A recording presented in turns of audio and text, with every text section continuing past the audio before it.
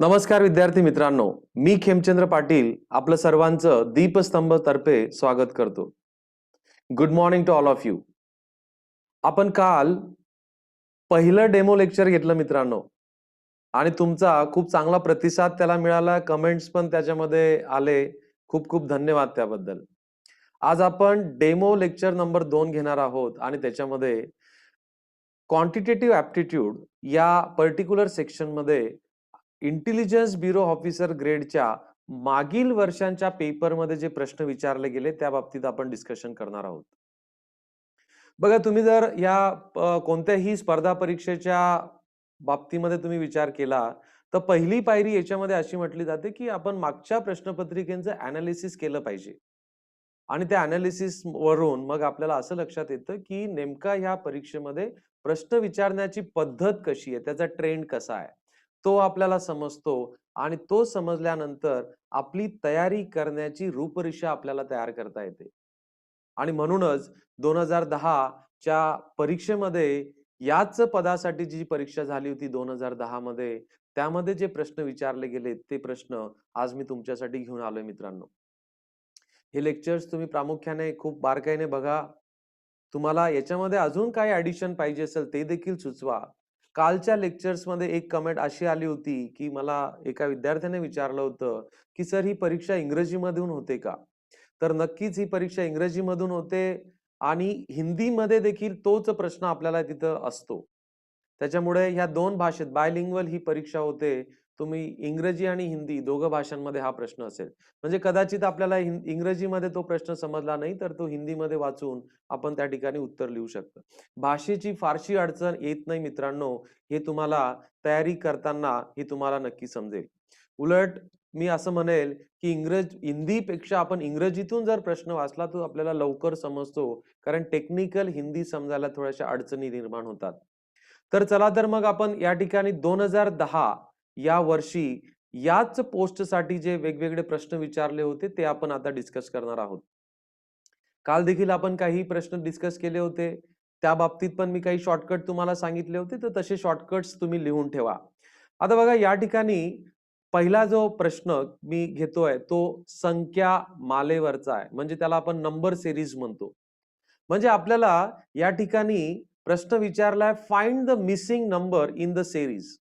म्हणजे आपल्याला एक शृंखला दिलेली आहे आणि त्यामध्ये जो मिसिंग नंबर आहे तो आपल्याला शोधायचा आहे मित्रांनो. आता बघा, जनरली आपण जेव्हा अशी शृंखला शोधतो त्यावेळेस किंवा मिसिंग नंबर शोधतो त्यावेळेस त्यांच्यामध्ये किती इन्क्रिमेंट आहेत ते आपण बघायचा प्रयत्न करतो. पण तुम्हाला सांगतो मित्रांनो की आयबी सारख्या ह्या प्रेस्टिजियस पोस्टच्या परीक्षांमध्ये किंवा ह्या डिफिकल्टी लेवलच्या पोस्टमध्ये नेहमी एन क्यूब किंवा घनांशी संबंधित असलेलं एन क्यूब किंवा एन स्क्वेअर यांच्याशी संबंधित असलेलं लॉजिक त्या ठिकाणी असतं.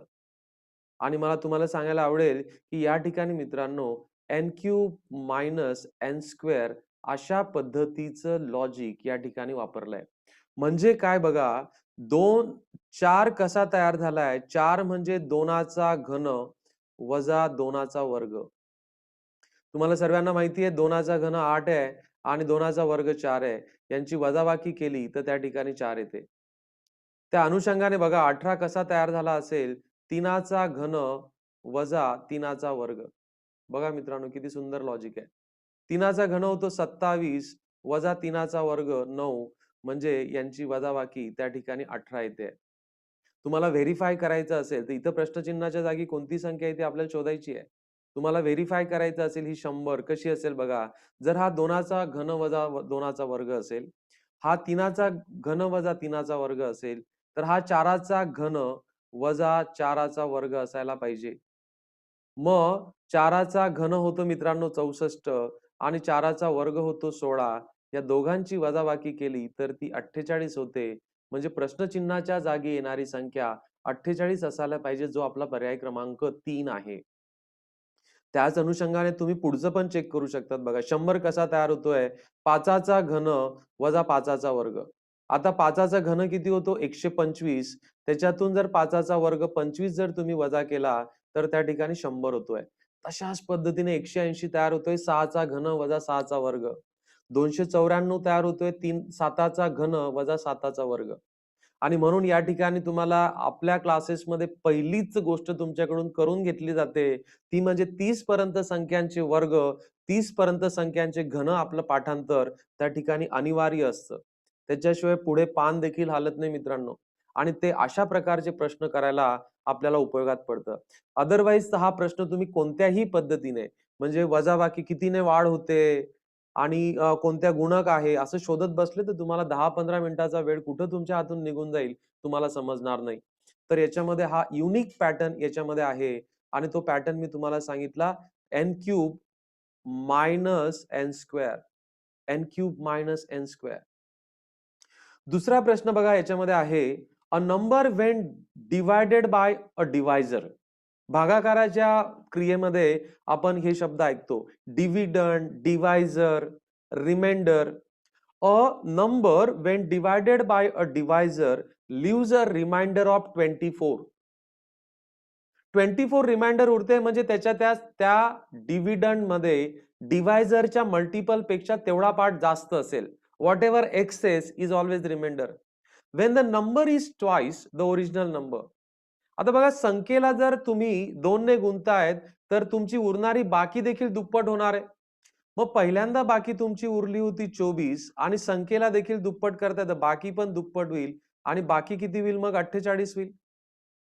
पण या नवीन संख्येला same divisor divided by same divisor त्याच डिवायझरने डिवाइड केलंय तर बाकी त्या ठिकाणी किती उरते 11 उरते. म्हणजे या संख्येमध्ये 11 काय असले पाहिजे जास्त असले पाहिजे.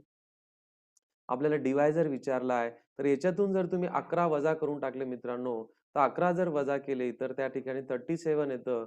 म्हणजे तुमचा डिवायझर हा काय असला पाहिजे 37 असला पाहिजे. या प्रश्नाचं उत्तर तुमचं येणार आहे 37. लक्षात घ्या. लक्षात घ्या.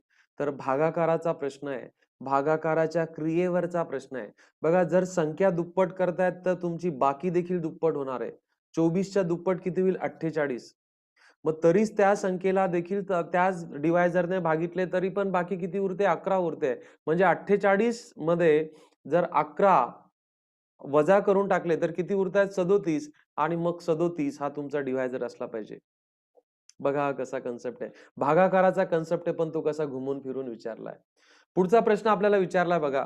What is the sum of all positive integers lying between 200 and 400 between which are multiple of 7. साताच्या गुणकांची बेरीज विचारली आहे. कोणाच्या मध्ये 200 ते 400च्या मध्ये. तर आता आपल्याला बघा अरिथमेटिक प्रोग्रेशन मध्ये तुम्ही असा फॉर्म्युला तुम्ही 10वी मध्ये शिकला असाल. Sn is equal to n/2 into bracket 2a plus n-1 into d. असा तुम्ही 10वी मध्ये शिकला मित्रांनो. ज्याच्यामध्ये n म्हणजे काय त्या सिरीज मधले नंबर ऑफ टर्म्स, a म्हणजे काय त्या सिरीजचं पहिलं टर्म आणि डी म्हणजे काय डिफरन्स कॉमन डिफरन्स. आता इथं संख्या 7च्या मल्टिपल असणार आहे तर डिफरन्स किती असणार आहे 7 असणार आहे. तर पहिल्यांदा काय करू आपण की 7च्या 200 नंतर 7ची गुणक असणारी पहिली संख्या कोणती. आता हे काढण्यासाठी काय करावं लागेल तुम्हाला 200 ला जर बघा मी 200 ला जर 7ने जर भागितलं तर बाकी किती उरते बघा. म्हणजे 200 ला जर मी 7ने भागितलं तर 7 दुने 14 खाली उरले 6 वरून घेतला 0 7 8 56 म्हणजे बाकी किती उरली बेटा 4. म्हणजे याचा अर्थ 200 नंतर येणारी पुढची संख्या 203 याला 7ने निशेष भाग जाईल. 203 नंतर येणारी संख्या कोणती असेल 210. त्याच्यानंतरची संख्या कोणती असेल 217. तुमच्या येते लक्षामध्ये. अशा पद्धतीने मी शेवटची संख्या काढेन. आता शेवटची संख्या कशी काढायची बघा. 400 ला 7ने भागून द्या.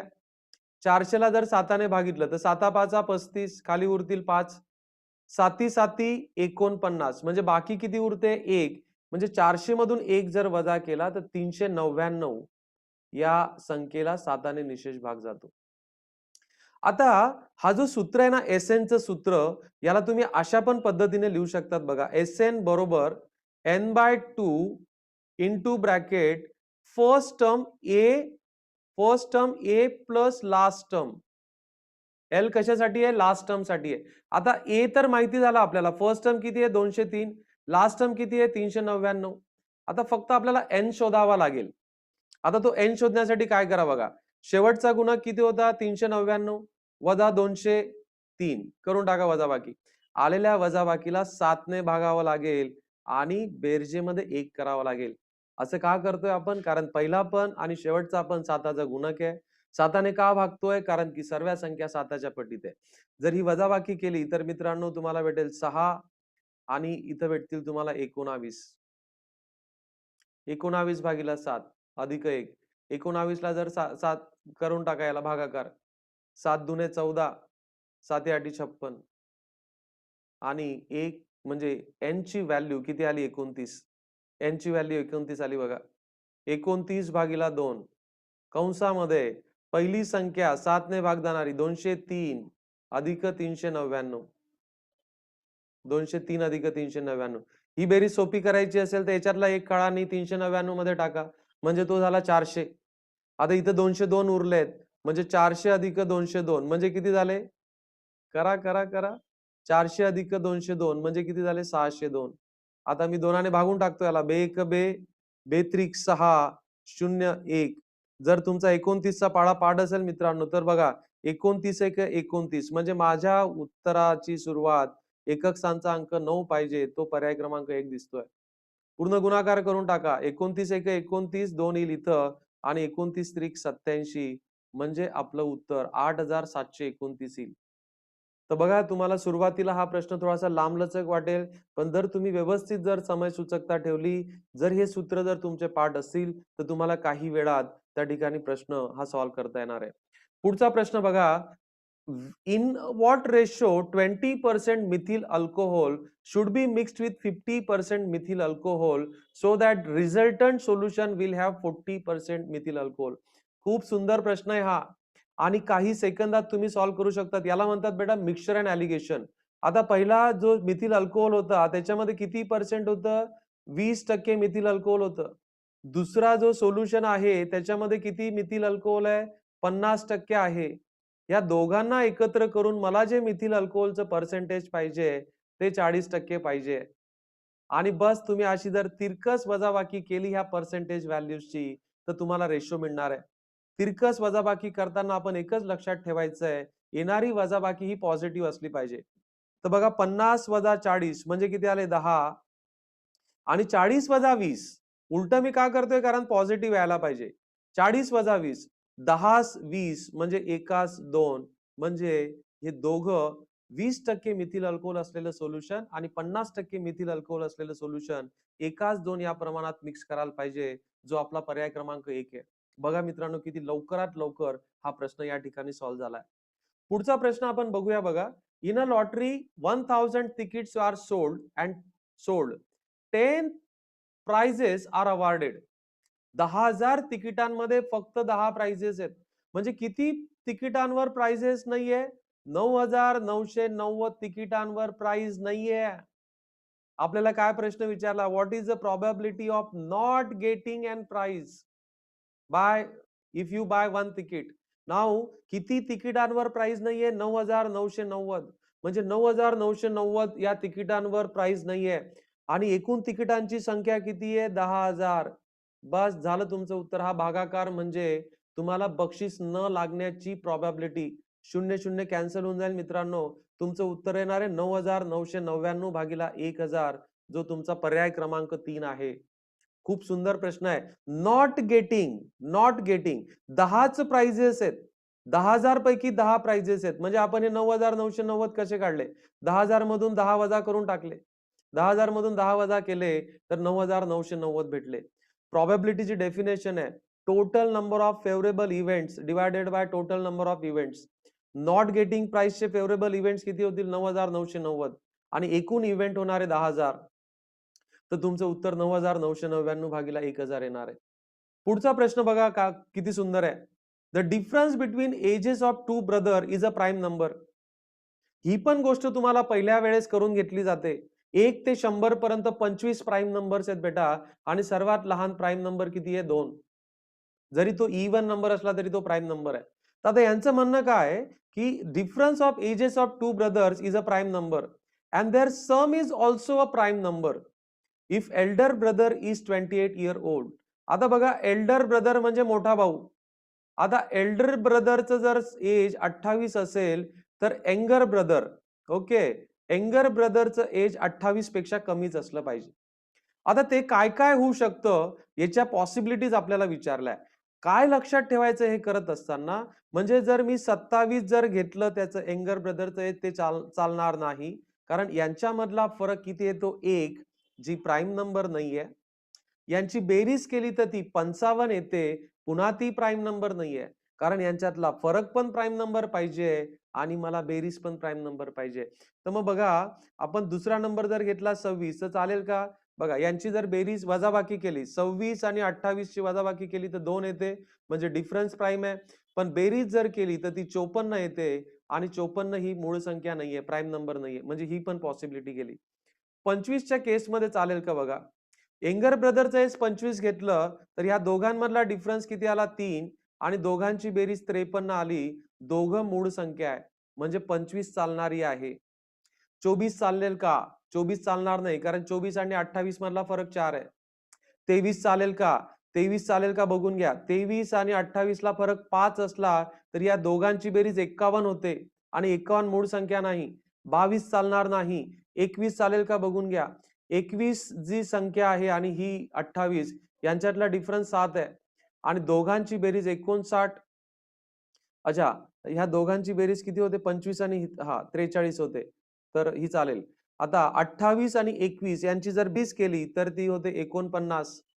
49 ही मूळ संख्या नाहीये. तर अशा पद्धतीने आपल्याला हे करावं लागेल. 20 चालणार नाही. 19 चालेल का? ही पण चालत नाहीये. ही चालत नाहीये, ही चालत नाहीये. 19 आणि 28 यांच्यातला डिफरन्स किती आहे बघून घ्या. यांच्यातला डिफरन्स 11चा आहे बेटा. 11चा आहे. आणि 11चा डिफरन्स आहे आणि या दोघांची जर बेरीज केली तर ती 47 होते. बघा, 47 बेरीज होते. तर ही चालणार आहे. 19 चालणार आहे. म्हणजे आपलं उत्तर बघा 1 येत नाही. आता 2 पण येणार नाही, कारण 2 ऑलरेडी आपल्याला भेटल्यात. आता याच्यानंतर मी 11 नंतरची प्राईम नंबर कुठली आहे बेटा? 13. 13चा जर डिफरन्स घेतला तर यंगर ब्रदरचं एज किती व्हायला पाहिजे? 15. आणि 15 आणि 13, 15 आणि 48 यांची जर बेरीज केली तर ती 43 येते. म्हणजे डिफरन्स किती? 13 आणि बेरीज किती? 43. म्हणजे या दोघं प्राइम्स आहेत, म्हणजे 3 त्या ठिकाणी यायला पाहिजे. आता याच्यानंतरचा डिफरन्स 19 जर घेतला आपण, 19 जर डिफरन्स घेतला तर आपल्याला यंगर ब्रदरचं एज 9 एज घ्यावं लागेल आणि 9 आणि 28 यांची जर बेरीज केली तर ती पुन्हा किती येते बघा. ती किती येते? 37 येते. म्हणजे आपलं उत्तर 3 पण येणार नाही. उत्तर काय येणार आहे? 4 येणार आहे. 19 जर तुम्ही घेतलं बघा, 19 जर घेतलं तर यंगर ब्रदरचं एज किती होणार आहे? 9. आणि 28 आणि 9 या दोघांची जर बेरीज केली तर ती किती होते? 37 होते. आणि 37 ही पुन्हा प्राईम नंबर आहे. म्हणजे त्या ठिकाणी तुमचं उत्तर येणार आहे पर्याय क्रमांक 4. कसा प्रश्न आहे बघा. मी बरंच काही या पर्टिक्युलर प्रश्नामध्ये बोललो आणि मला ह्या गोष्टी प्राईम नंबर्स वगैरे कदाचित ज्ञात आहेत, म्हणून मी ते फटाफट सर्व कॉम्बिनेशन्स केले. तुम्हाला थोडी गडबड उडाली असेल हा प्रश्न मी जेव्हा डिस्कस करत होतो, तर ते स्वाभाविक आहे. ते करण्यासाठी तुम्ही हा व्हिडिओ पुन्हा तुम्ही रिपीट करून त्याला बघा. तुम्हाला हे नक्की समजेल. आता बघा, अशा प्रकारचे प्रश्न आपल्याला या परीक्षेमध्ये विचारले गेले होते. तर बघा किती ठिकाणी कस लागतोय आपल्याला. म्हणजे आपल्याला सायमल्टेनियसली आपले वर्ग, घन, प्राईम नंबर्स पाठ पाहिजे. या सर्व गोष्टींची जर आपली पाठांतर असेल तर आपलं काम त्या ठिकाणी सोपं होतं. अशाच प्रकारचा व्हिडिओ मी पुन्हा उद्या पण घेऊन येईल. तुमचे कमेंट्स आमच्यासाठी फार महत्त्वाचा आहे. तुमचा फीडबॅक आमच्यासाठी फार महत्त्वाचा आहे. तुम्हाला व्हिडिओ आवडला असेल तर नक्कीच तुमच्या आपल्या मित्रांना हा शेअर करा आणि असंच आपण 31 तारखेपर्यंत व्हिडिओ सीरीज अशी चालू ठेवणार आहे. 1 जानेवारी पासून आपण याची बॅच सुरू करतोय मित्रांनो. मी तुम्हाला काल पण बोललो होतोय, आपल्याला बराचसा वेळ या परीक्षेच्या तयारीसाठी भेटणार आहे. कमीत कमी 2.5 ते 3 महिने आपल्याला भेटणार आहे. आपण 2 महिन्याची बॅच प्लॅन करतोय. त्याच्यानंतर तुम्हाला 15-30 दिवस जर प्रॅक्टिसला भेटले तर तुमचं प्रिपरेशन त्या ठिकाणी फुलप्रूफ होणार आहे. आय होप तुम्हाला आजचं सेशन आवडलं असेल. Thank you very much and bye bye.